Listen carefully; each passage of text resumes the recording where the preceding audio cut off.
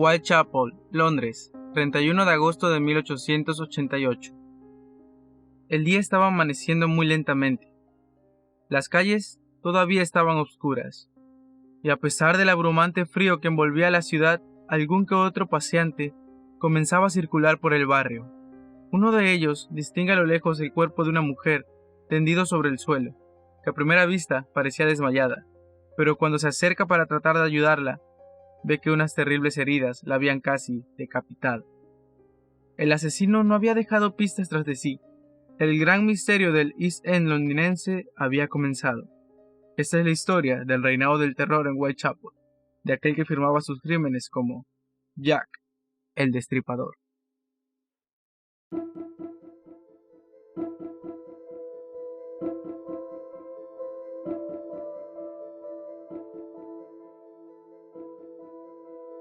Bienvenido a Agnósticos. Sigue tu razón tan lejos como te lleve. Jack, el Destripador.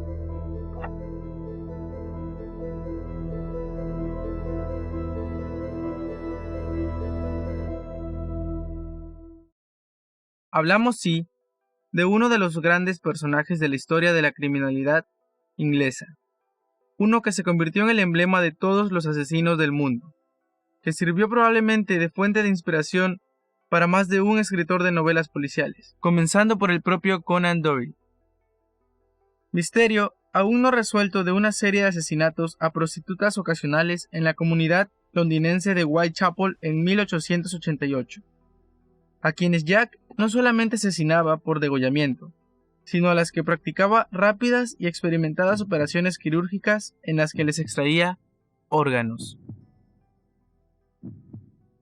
Uno de ellos, más exactamente la mitad de un riñón, el cual llegó a la oficina de George Lusk, presidente del Comité de Vigilancia de Whitechapel, acompañado de una carta, la única de la cual se tiene certeza de originalidad, en la que el asesino confesaba su asesinato, al igual que la ingesta de la otra parte del riñón de la mujer.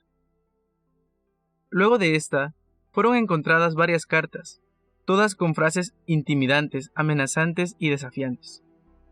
Pero muchas de estas cartas se dice que fueron inventadas por algunos periodistas, que trabajaban para los periódicos sensacionalistas que se lucraban de estas ilustraciones morbosas.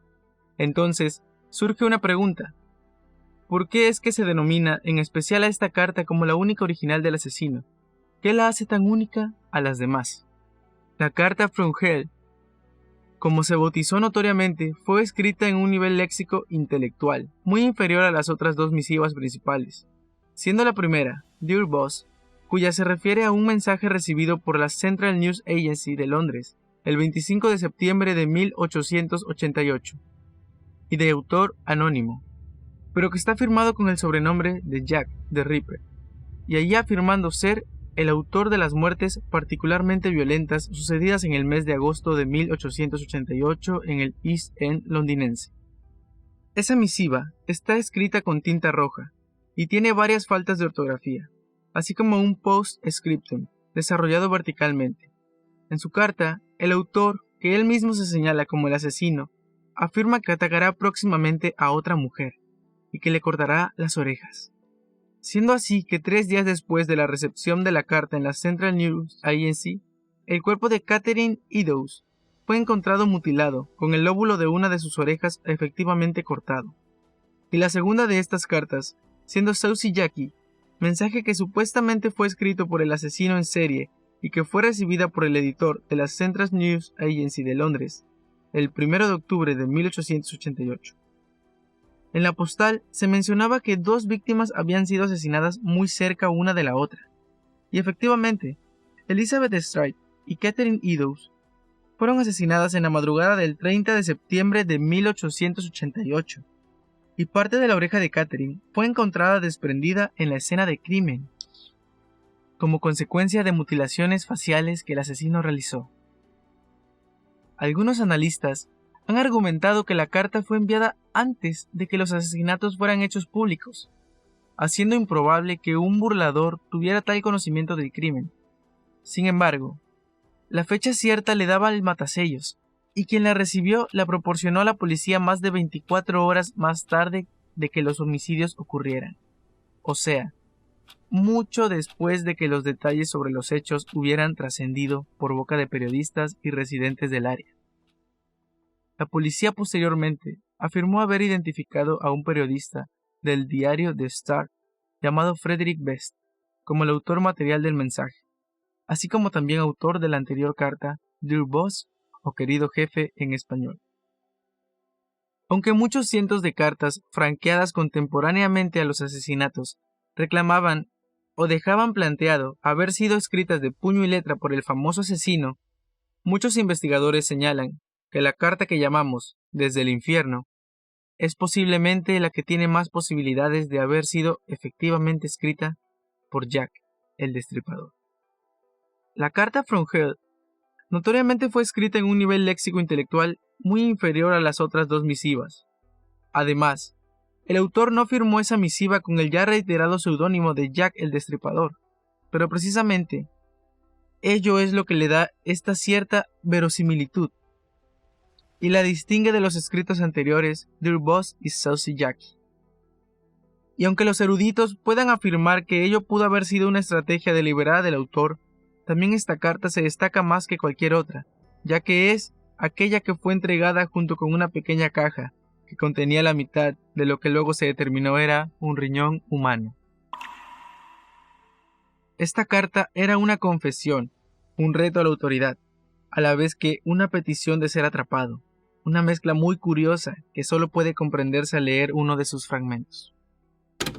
Desde el infierno, señor Lost. Señor, te adjunto la mitad de un riñón que tomé de una mujer y que he conservado para usted. La otra parte la freí y me la comí. Estaba muy rica. Puedo enviarle el cuchillo ensangrentado con el que se extrajo, si se espera usted un poco. Firmado, atrápeme cuando pueda, señor Lost. El autor de la carta del infierno no era el demonio, si bien pocas personas han estado tan cerca como él de encarnarlo a esta orilla de la Estilla. Aunque al escribir la misiva para Lost, prefirió no usar la firma. En octubre de 1888, el remitente empezaba a ser ya una persona famosa en Londres, después de haber perpetrado 4 sangrientos asesinatos. Los tabloides estaban popularizando su mote, un apodo que los vecinos de Whitechapel repetían en las calles, entre cuchicheos entrecortados. Jack the Ripper.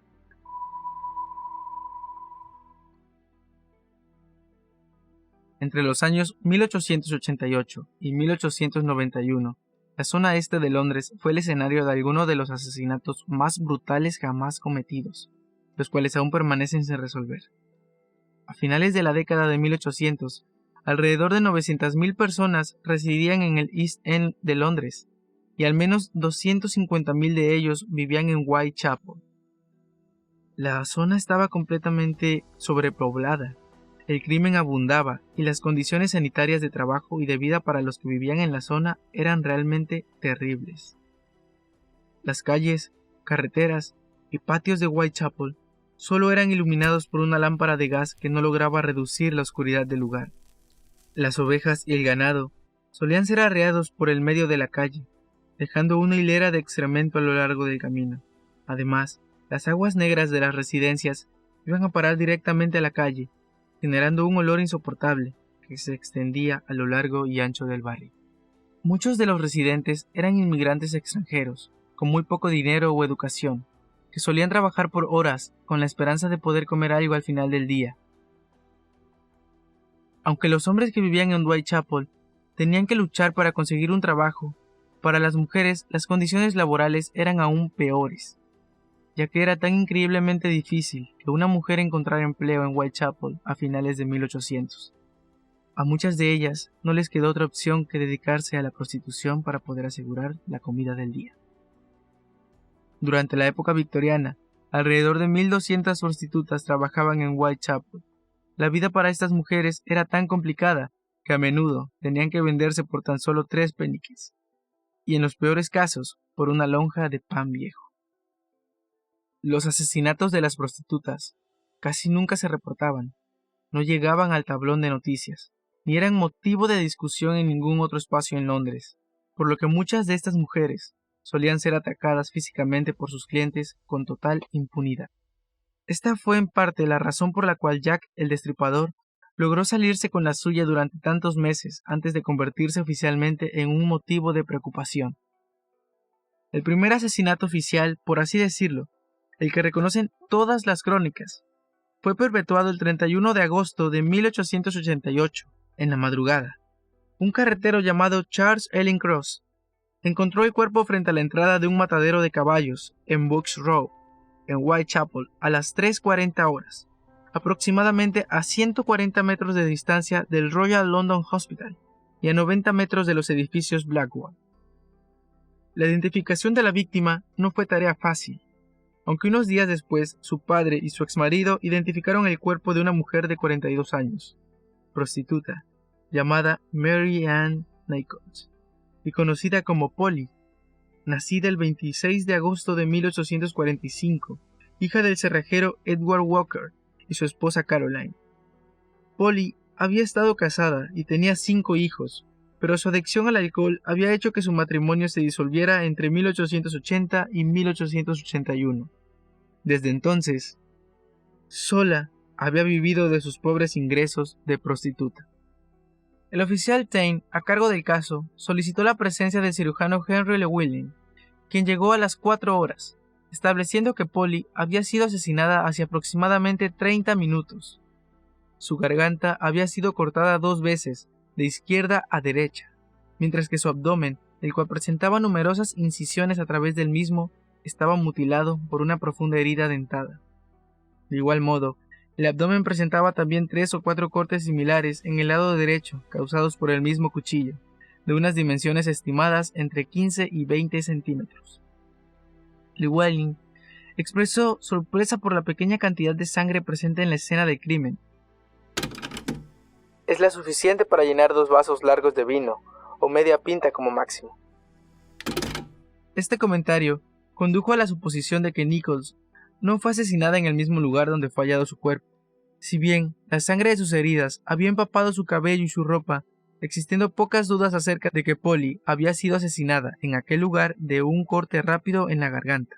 Según Llewellyn, la muerte habría sido instantánea, mientras que las heridas abdominales, las cuales fueron efectuadas en menos de 5 minutos, tuvieron lugar post-mortem. Cuando el cadáver de Polly fue levantado, una masa de sangre congelada, en palabras de Tain, yacía bajo el cuerpo. Realmente nadie entendía el motivo de tal acto. Las alarmas se encendieron cuando el 8 de septiembre del mismo año apareció otra mujer en las mismas horribles circunstancias.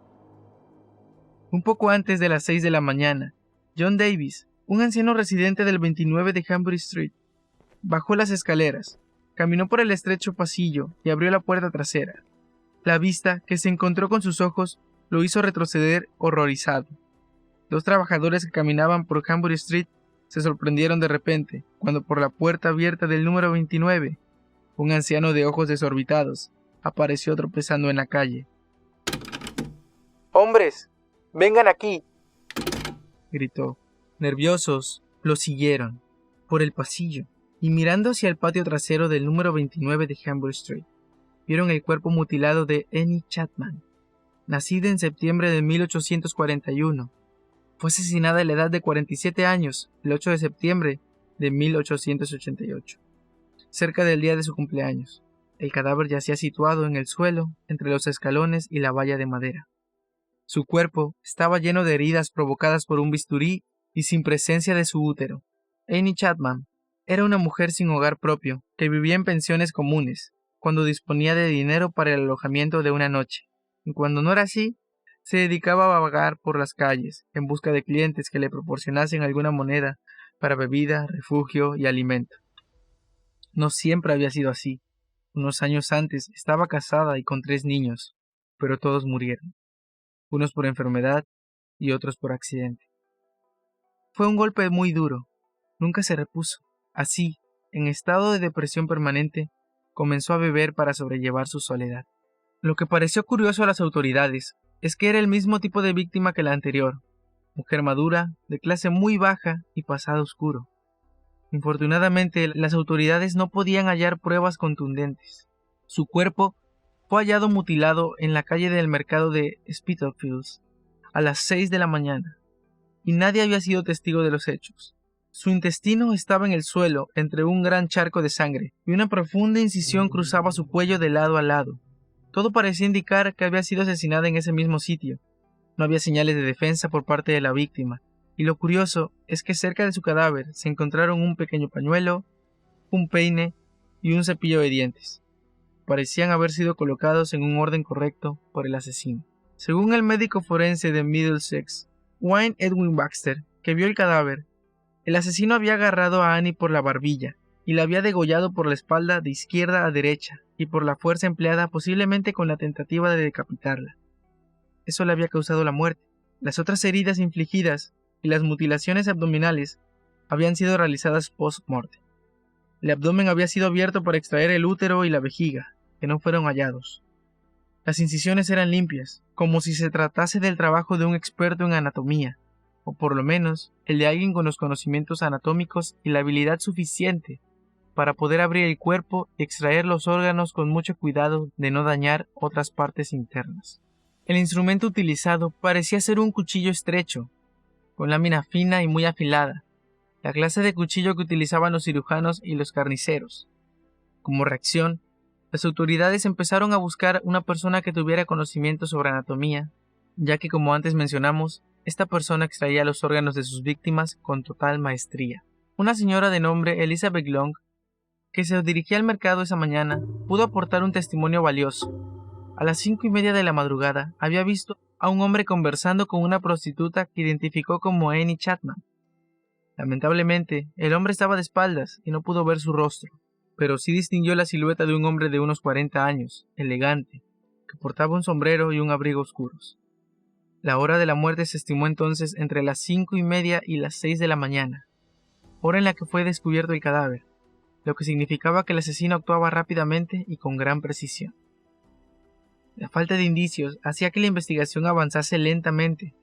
Todo el mundo había relacionado las muertes entre ellas, y a pesar de que la policía se mantenía en el más absoluto de los silencios, los periódicos no dejaban de alimentar cada rumor escuchado, lo que servía para aumentar la cólera y el miedo de los vecinos. Desde Scotland Yard se llegó a ofrecer una gratificación para quien aportase algún dato válido sobre la identidad del asesino, pero lo único que consiguieron fue que los vecinos aprovechasen sus diferencias y se denunciasen entre ellos, deteniendo simplemente a algunos falsos culpables, excéntricos o alcohólicos que aseguraban ser el descuartizador de prostitutas. Aunque tras numerosas investigaciones, y por el hecho de que todos carecían de habilidades médicas o que tenían coartadas, no tardaban en recuperar la libertad.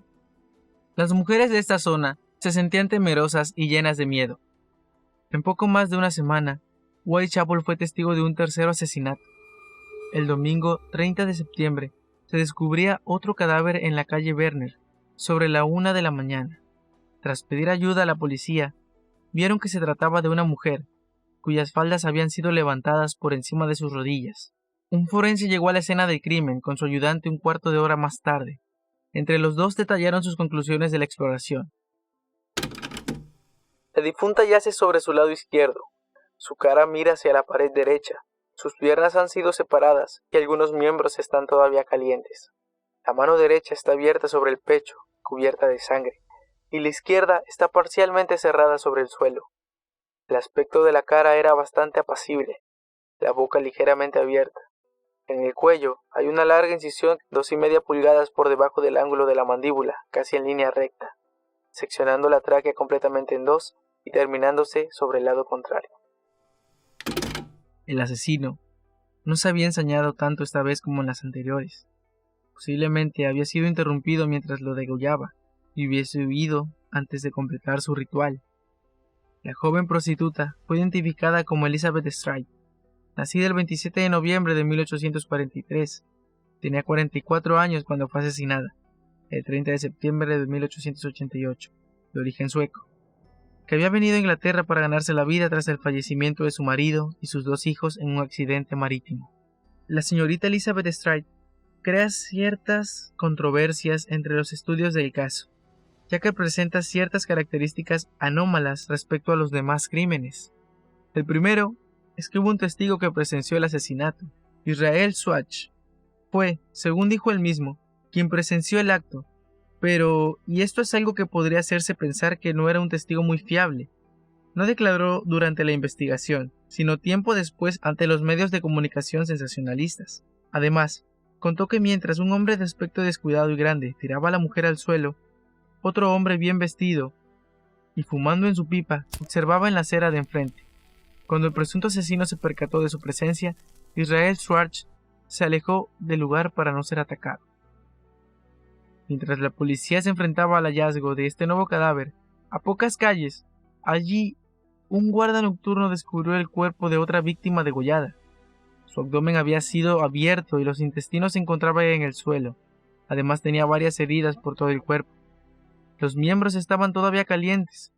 La data de la muerte no debía ser de más de media hora desde el descubrimiento del cadáver.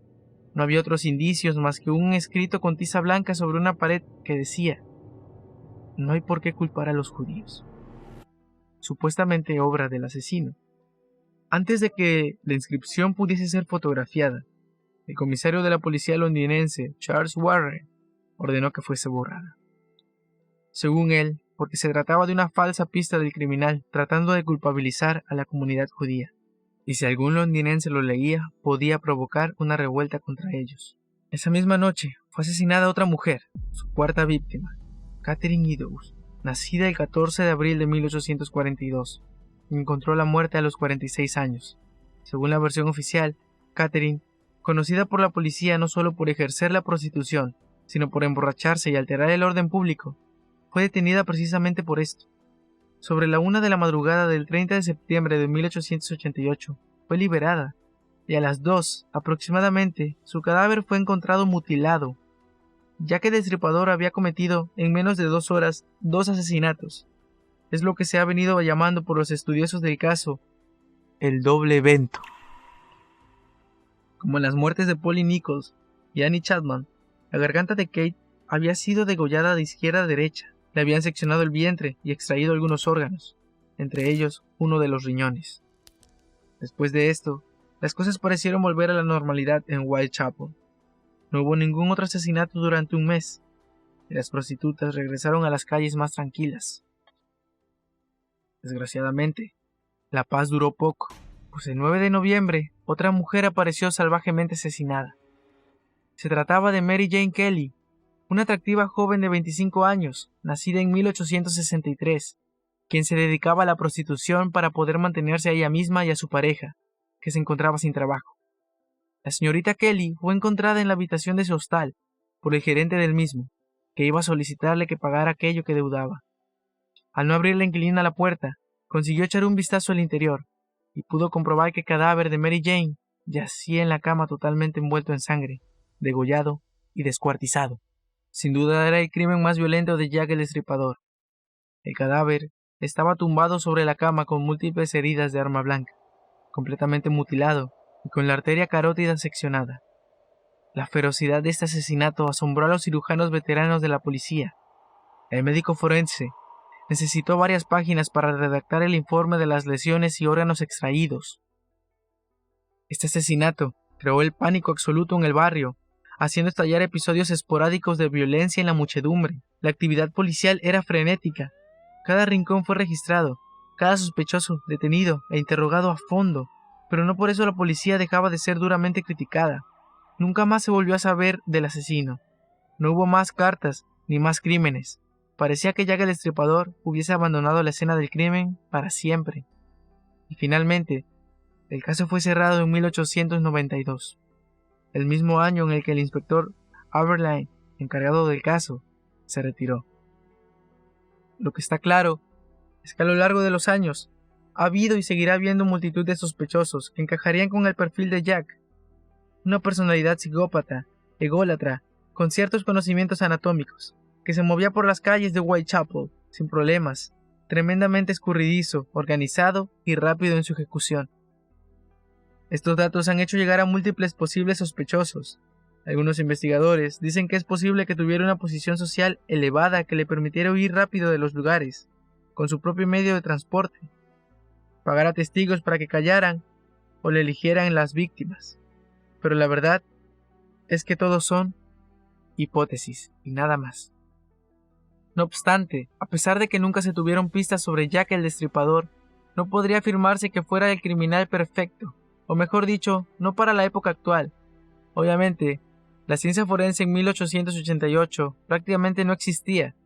Si estos delitos se hubieran cometido en la actualidad, con la ciencia forense tremendamente avanzada, es muy posible que se le atrapara más pronto que tarde, pues eran muchas las pruebas e indicios que podían encontrarse hoy día en ese mismo lugar. No solo las cámaras de vigilancia que inundan todo Londres, sino el análisis de restos biológicos como la sangre, el estudio psicológico del autor, la capacidad del movimiento del mismo, harían que atraparlo fuera posible, y probablemente rápido. Pero las circunstancias se dieron en 1888, en una zona degradada, donde nadie sabía nada, nadie veía nada, y a nadie le importaba ni el sitio ni las víctimas. La popularidad de este personaje es tal que cada año se publican libros que proponen nuevas hipótesis sobre la identidad del criminal o sencillamente narran esta historia basados en fuentes primarias. Así que Jack el Destripador es muy probable que siga aumentando su leyenda, porque hasta el día de hoy investigadores y expertos siguen investigando diferentes líneas de conocimiento. Si era un inmigrante que vino, cometió los asesinatos y se fue continuando con ellos en otro lugar, si murió, si fue detenido, incluso si era hombre o mujer, pasando por la posibilidad de que fuera más de un asesino. Esperemos que, a pesar de toda la falta y pérdida de información y pruebas, así como las leyendas que circulan, algún día se pueda resolver y saber quién era el asesino más famoso de la historia criminal.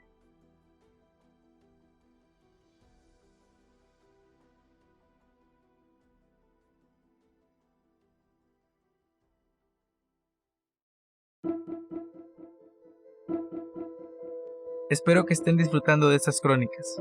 Estoy muy agradecido con el recibimiento que ha tenido el podcast, y es por ustedes que esto continúa. Sigue tu razón tan lejos como te lleve.